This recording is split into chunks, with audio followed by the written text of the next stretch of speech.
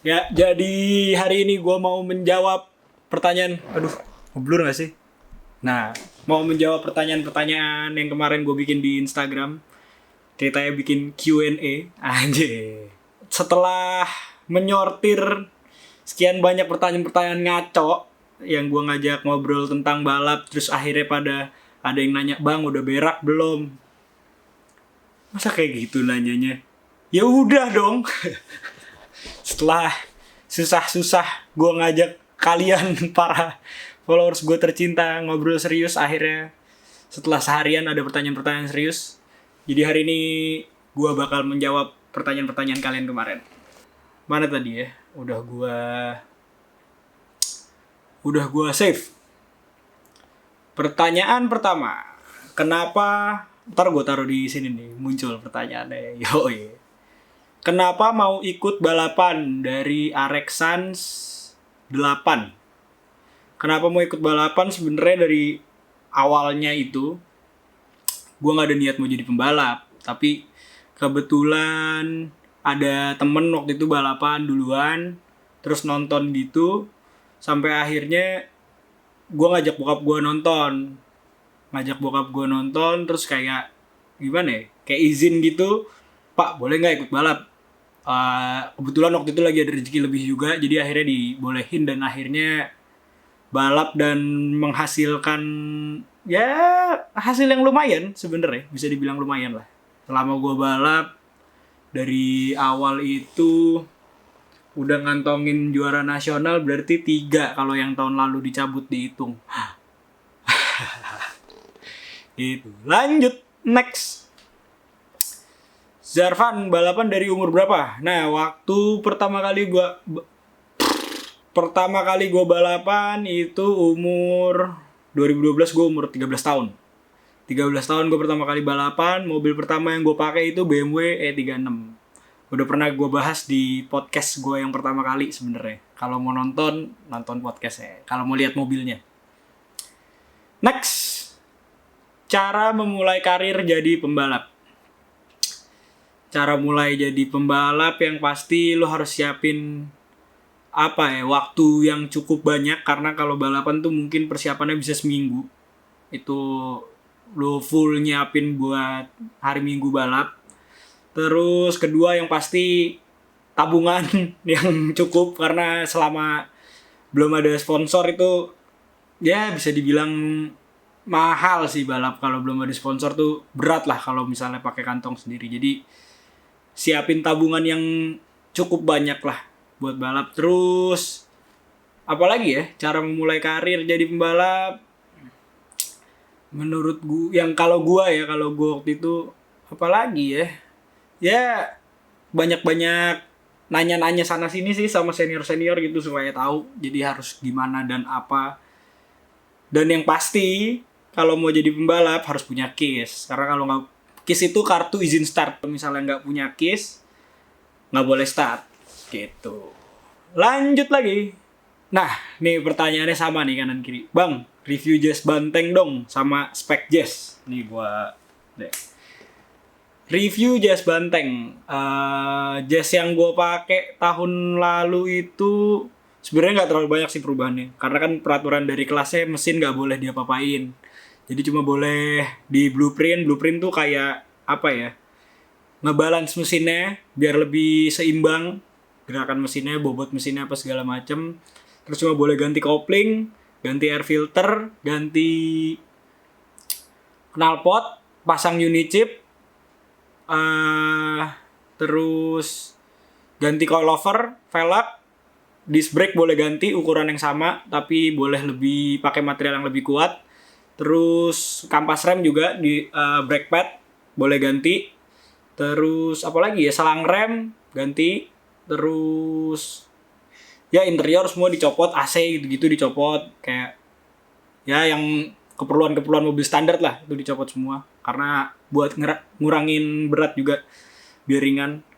Nah, ngomong-ngomong speknya, spek yang gue pakai itu buat di suspensi gue pakai MCS suspension. Itu produk Amerika, coilover one way, itu adjustable.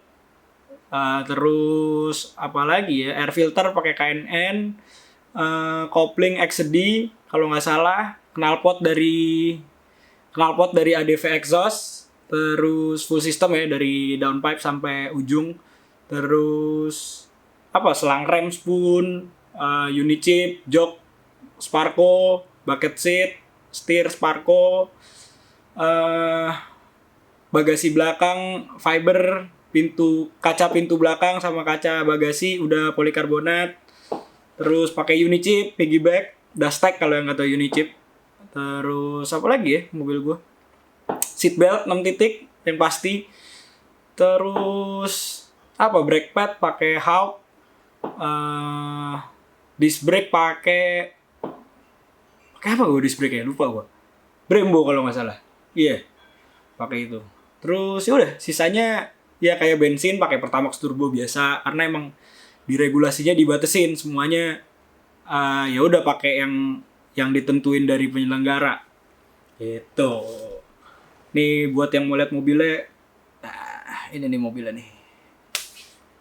Kalau emang modifikasi di eksterior juga emang nggak banyak ya, karena nggak boleh diapa-apain juga. Jadi ya udah bentuknya mobil standar aja gitu, bentuk mobil standar. Terus ya cuma perubahan-perubahan itu aja sih, dikit, nggak terlalu banyak. Lanjut lagi. Astagfirullahaladzim. Ini nih yang kayak gini-gini nih, kok kepilih lagi nih. Lihat nih pertanyaan kayak gini. Dari Cindy 6281, Bang Bori. Balap sama lontong balap, kalau balap menang mana? Males kan jawabnya kalau kayak gini. Aduh, orang gak ada yang bisa diajak ngobrol serius. Next. Oh, ini lucu nih pertanyaannya. Gimana ceritanya lu bisa gabung dengan Banteng Motorsport? Dia nulisnya Banteng Motor doang, tapi sebenarnya namanya Banteng Motorsport. Dari Rizal Fahlevi.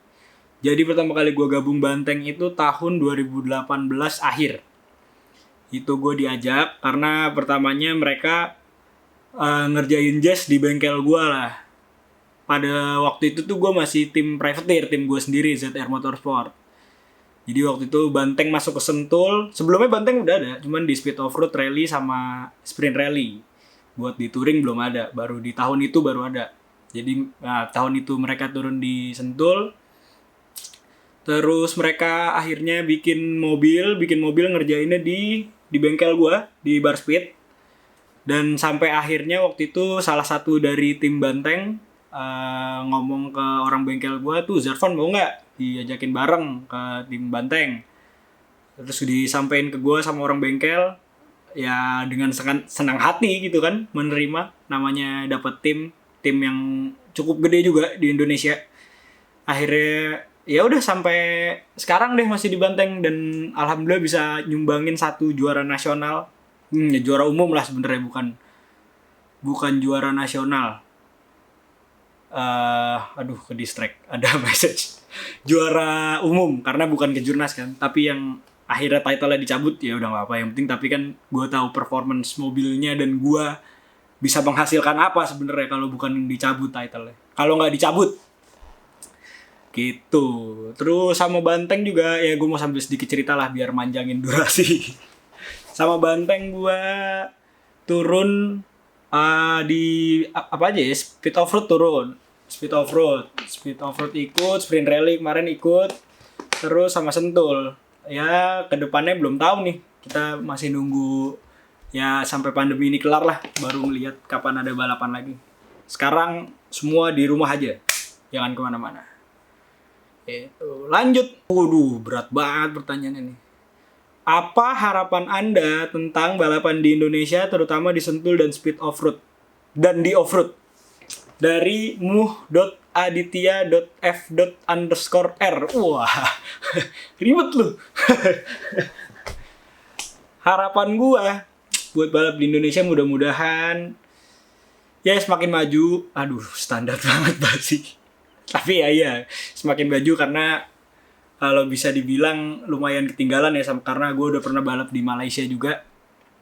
Di sana tuh cukup maju banget, bangun mobilnya proper dan kompetisinya juga seru, dan ya buat di sini dikurang-kurangin lah politik-politik, polemik-polemik kayak gitu-gitunya, jadi supaya orang tuh yang masuk nggak takut digituin gitu. Harapan gue itu sih. Terus buat off-road yang kelihatannya lagi agak mati suri, mudah-mudahan ada sponsor lagi buat eventnya supaya bisa jalan. Dan ya apa ya mudah-mudahan diperbanyak lah eventnya di semua balapan ya, terutama apalagi Sentul dan off-road yang gue emang ikut lumayan sering gitu. Kalau buat di Sentul ya itu aja sih, begitulah pokoknya kira-kira harapannya. Next. Mobil lu buat rally apa bang? Rally kali maksudnya, rally ya. Kemarin sempet turun pakai, pertama kali gue turun rally itu pakai Estilo. Gue minjem mobil temen gue, turun pakai Estilo, juara ketiga. Habis itu kedua pakai Proton Neo. Proton Neo tuh yang 2 pintu hatchback nih mobilnya nih, ntar nih gue kasih lihat. Itu juara 1 di kelas front. Oh, yang Estilo juga kelas front, juara 3. Terus kedua Proton, ketiga gue ikut pakai apa ya? Lupa gue. Buat rally kan? Oh, rally ketiga pakai Evo sebenarnya. Pakai Evo tapi jedot, abis itu ganti mobil ke Honda Jazz gue yang gue pakai di Sentul. Dan akhirnya pakai Evo nabrak pas shakedown, terus pakai Honda Jazz akhirnya finish kedua di kelas front juga. Kalah sama Rizal Sungkar. Terima kasih. Oh, yang nanya dari Gandhi_Pangestu24. Lanjut. Dari Ajah MH. Suka duka balap. Sukanya gue sukanya dulu lah ya, baru sedihnya. Masa sedih dulu baru seneng? Iya, sedih dulu ya. Ya udah sedih dulu deh. Dukanya apa ya? Gak tahu ya, menurut gue agak kurang, hampir nggak ada sih dukanya buat gue, karena apapun yang terjadi, drama inilah itulah, gue enjoy aja karena emang bener-bener gue suka ya, apa ya, gue passion gue ya di balapan, jadi nggak gue anggap duka sih, jadi ya udah semuanya suka. Terus sukanya menurut gue adalah banyak banget hal yang gue pelajarin dari balap, terutama nahan emosi dan introspeksi diri. Bener gak sih introspeksi? Bener ya? Itulah pokoknya introspeksi diri, karena di balapan itu apa ya, lu sebagai driver, sebagai pembalap itu banyak banget yang harus lu cek ulang, lu salah di mana, kira-kira ngambil tikungan ini bener nggak ya, terus misalnya ya ada kejadian crash sama orang, salah di mana ya, kayak gitu-gitulah.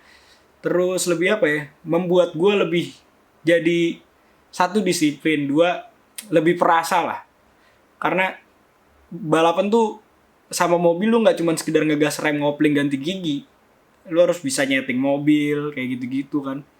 Dan apa ya, nyeting mobil, terus ya banyak banget sih sebenarnya sukanya yang gue pelajarin dari balap ya. Dan apalagi kalau menang itu rasanya tuh kayak wah. Dan kebetulan juga gue paling muda kan biasanya di antara lawan-lawan gue, jadi kayak suatu kebanggaan banget buat gue bisa menang gitu lawan yang senior. Dan apalagi ya, tadi ngomong-ngomong sensitif sama mobil, ya itu buat nyeting, terus ngerasain mobil apa segala macem kan, kayak gitu-gitulah. Makanya jangan heran kalau pada baper sama gua, mobil aja gua rasa-rasa, gimana orang. Ngaco. Next, dari Faras_Nafis. Apakah dari balapan bisa mendapatkan penghasilan? Kalau bisa, dari mana penghasilan itu? Kalau menurut gue sangat bisa ya zaman sekarang, karena ya yang pasti sih bukan dari balapannya dan dari eventnya. Kalau itu gue nggak bisa bohong, hadiah dari event tuh kecil banget. Kayak lu juara 1 aja tuh hadiahnya paling gede 10 juta, dan juara umum itu cuma 30 juta. Dan sedangkan modal yang lu keluarin buat balap itu buat setahun jauh, wah bisa 10 kali lipat kali dari total hadiah itu setahun. Itu. Nah, terus apakah dari balapan bisa mendapatkan penghasilan? Bisa. Tapi dengan cara ya sponsorship, atau zaman sekarang YouTube udah ada. Ya mungkin lo bisa bikin race vlog atau gimana gitu yang orang-orang belum tahu tentang kehidupan balap, belum tahu detailnya, lo bisa bikin itu. Nah kalau gua nih salah telat gua balapan kosong baru bikin YouTube. Gitu. Terus ya kalau bisa dari mana penghasilan itu ya, kalau yang gede sih lo punya sponsor, ada kontrak dari sponsor yang bayarannya per tahun ratusan juta. Tapi ya seiring dengan lu dapetnya sponsor, tanggung jawab lu makin gede. Itu yang harus dipertanggungjawabin. Kayak ada tuntutan harus menang dan jaga sikap dan lain-lain lah. Kayak gitu. Jadi buat dapat penghasilan dari balap bisa, tapi jangan harapin dari eventnya. Karena kecil. Jadi lu latihan segiat mungkin kalau mau nyari duit dari balap, cari sponsor, bikin sesuatu, dapetin duit dari situ. Jangan ngarepin dari eventnya. Next, dari Elang HKM. Berat nih pertanyaan. Gimana perasaan lu dibatalin jadi juara nasional kemarin? Tetap balap touring nggak? Gue jawab pertanyaan kedua dulu. Tetap balap touring nggak? Tetap. Tapi emang walaupun gak ada pandemi ini, tahun ini rencana gue vakum dulu. Karena emang ya butuh istirahat aja. Gue 8 tahun gak berhenti balapan. Jadi pengen stop dulu tahun ini. Gitu. Terus pertanyaan yang beratnya, perasaan lu dibatalin jadi juara nasional kemarin. Ya awalnya sih kesel banget lah. Kayak apaan sih nih, gak jelas banget deh. Satu sisi gue dibilang, oh jadi juara nasional. Terus tau-tau gak jadi. Terus jadi, terus gak jadi. Nih biar jelas gue cerita deh sedikit. Jadi sebenarnya mulai chaosnya tuh di balap BSD. Pas balap BSD itu, jadi kan udah ada keputusan di seri 6 karena kasus yang tabrakan itu, dan gue disalahin padahal gue udahlah gak usah pembelaan, udah lewat. Yang gue disalahin itu akhirnya gue dipotong poin berapa, 40 poin lah kalau gak salah. Nah tiba-tiba di BSD itu gue gak jadi dikurangin poin sebelum start balapan BSD. Sebelum start balapan BSD gue gak jadi dikurangin poin, dan ya udah akhirnya gue cuma perlu finish buat tetap jadi juara nasional. Udah akhirnya gue finish juara nasional. Terus tiba-tiba selang beberapa minggu, oh di BSD itu ngomong-ngomong udah podium seremoni apa segala macam ya, itu udah di announce dan acaranya resmi dari penyelenggara. Udah di announce gue juara nasional, juara umum di kelas itu. Udah selang berapa minggu jalan tak. Akhirnya gue dapet kabar lagi, Van, gak jadi juara nasional lu karena gini. Wow, itu gue karena udah males, gak jelas kan, karena udah ini jadi, ini gak jadi, ini jadi, ini gak jadi. Akhirnya gue ya udah kayak ya udahlah, lo mau ambil mau apain kayak terserah kayak. Dan akhirnya gue itu jadi posisi runner up, posisi kedua, gak jadi juara umum.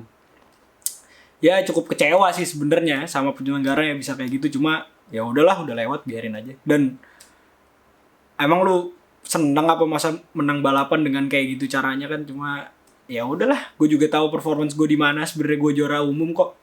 Jadi ya udah gitu. Lanjut. Nah, nih dari vn.vnoo. Pakai Mazda 2 ikutnya event apa ya? Nah ini dia. Kenapa nggak ada orang yang bikin mobil balap dari Mazda? Kenapa selalu Honda, Toyota, mentok-mentok Suzuki Swift. Tapi itu juga terakhir gue lihat kapan? Kayak 4 tahun lalu ada Swift di Sentul. Mazda 2 itu kan sebenarnya 1.500 kan ya? Apa 1.600 ya? Pokoknya sama lah mobil-mobil ini kan. LCGC gitu, hatchback gitu kan. Kenapa nggak dibikin? Bisa banget ikut di kelas, di sprint rally misalnya, atau di rally kelas front yang 1.500 F1 atau F2 di stroke up. Terus kalau misalnya mau ikut di Sentul, bisa ikut di ISOM kelas ITCR dan Super Touring sama JSTC. Cuma kenapa nggak ada yang mau bikin ya? Mazda bukannya mesinnya sebenarnya lumayan ya? Ada apa? Teknologi Sky Active. Gitu maksud gue juga biar lebih bervariasi lah balapannya, nggak cuma Honda lawan Toyota lagi. Ayo dong, ada yang bikin dong Mazda, atau ya bikin Suzuki lagi juga boleh juga. Swift udah terbukti kenceng kan. Cuma kalau ada yang mau bikin Mazda sih keren banget sih. Karena belum pernah juga kayaknya ada Mazda tuh deh. Kayak belum pernah. Lanjut dari Muhammad.aditya01. Harga ngebangun mobil balap lo. Nah ini dia. Sebenarnya ini relatif banget sih, karena balik lagi ke spek yang lo mau pakai ya. nggak semuanya bisa dipukul sama harganya. Kalau gua jujur bangun Jazz agak lumayan mahal karena kan emang gua ngubernya di kelas master yang lawannya tim pabrikan. Jadi mereka udah bikinnya nggak pakai spek yang nanggung-nanggung lah. Ibaratnya udah pakai yang high end nih. Cuma kalau buat lu yang baru mau ikutan, sebenarnya kan lu ikut di kelas promotion. Dan lawan lu tuh nggak begitu susah karena sama-sama privateer juga. Jadi nggak perlu pakai barang yang terlalu mahal. Tapi kalau misalnya mau pakai pun nggak apa-apa juga karena jadi sekali beli dan lu nggak perlu upgrade lagi buat kedepannya. Gitu. Ngomong-ngomong harga ngebangun mobil balap, habis berapa ya? Sekitar 150-an apa sampai 170-an lah ya. Tuh bikin roll bar, beli suspensi, beli rem, beli dashtek unit chip, beli keperluan safety kayak jok, setir, seat belt gitu-gitu. Apalagi ya? Ya pokoknya sampai jadilah sekitar segitu 150 170-an. 150 sampai 170 range-nya buat yang kelas master. Cuma kalau buat di kelas yang bawah itu gua rasa bisa jauh lebih murah karena satu suspensi lu nggak perlu pakai yang high end-nya ibaratnya. Karena salah satu faktor paling mahal bangun di mobil balap itu suspensi. Gitu. Lanjut. Ya aduh. Kepilih lagi cuy. Pertanyaan-pertanyaan ngawur. Baca. Dari Sultan Zafran _ namanya mirip gue nih. Cara jadi King ZR yang diidamkan banyak perempuan gimana sih? Mau dijawab gak nih? Gak usah lah ya. Udah gak usah. Next. Oh udah habis ternyata. Iya jadi gitu kira-kira. Tadi gue menjawab pertanyaan-pertanyaan yang kemarin gue bikin di Instagram. Sorry muka bantal nih. Habis puasa lemes. Baru mandi juga. Udah mandi gue. Gitu. Jadi kira-kira itulah jawaban-jawaban gue tentang dunia balap. Mudah-mudahan bermanfaat buat kalian semua. Bisa dicerna dengan baik dengan cara ngomong gue yang belibet. Dan ya mudah-mudahan apa ya, semua ini bisa selesai lah biar bisa ada balap lagi di dunia karena satu dunia stop. Oke kalau gitu, kenapa gue tepok-tepok mulu kayak anak autis. Ya udah kalau gitu gue ciao dulu. Sampai jumpa di video-video berikutnya. Dadah.